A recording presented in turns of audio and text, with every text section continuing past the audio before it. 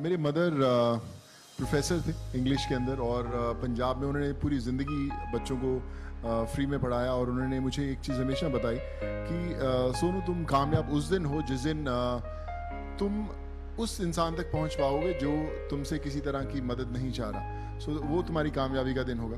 मेरे फादर ता ज़िंदगी अपनी शॉप के आगे लंगर लगाते रहे, जिसको खाना बोलते हैं हम पंजाबी, इसमें बहुत बांटते हैं, तो वो लगाते रहे। तो मुझे ये लगता है कि वो स्कूल मेरा बचपन से उन्हीं से सीखता रहा। अभी शुरुआत हुई है, लोगों को अभी पता चला, लेकिन जुड़ा मैं काफ़ी समय से हूँ मट्टी से और कोशिश रहेगी कि इस मट्टी से हमेशा जुड़ा रहूँ।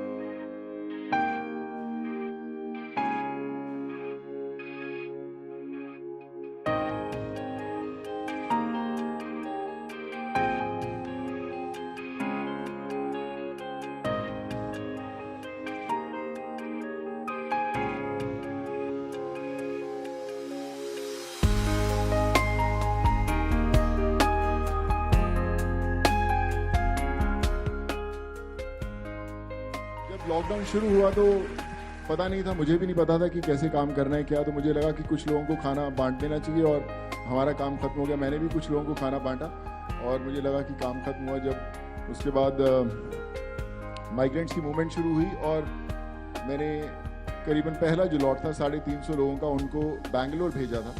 तो जब लोगों को पता चला तो सब देश से लोगों ने मुझे कॉल करना शुरू किया और करीबन कुछ ही दिन में 7.25 लाख लोग जो थे वो कनेक्ट हुए मेरे साथ। Well, my next guest has become a household name in India and a vital support system for countless families during this pandemic. Bollywood actor Sonu Sood assisting people through the Sood Charity Foundation. Last year, he helped guide thousands of stranded migrants home to India and got them food and supplies after the country's initial lockdown. This is what his Twitter feed looks like today. He is now getting people life-saving oxygen and other medication. He's a bright light in India as the country endures one of its darkest moments. Let's talk about the work that you are doing, because this is extraordinary. You set up a Telegram channel and tweeted today that you've had over 20,000 requests outstanding, with the overwhelming majority asking for oxygen. You say you are up 24/7 doing this.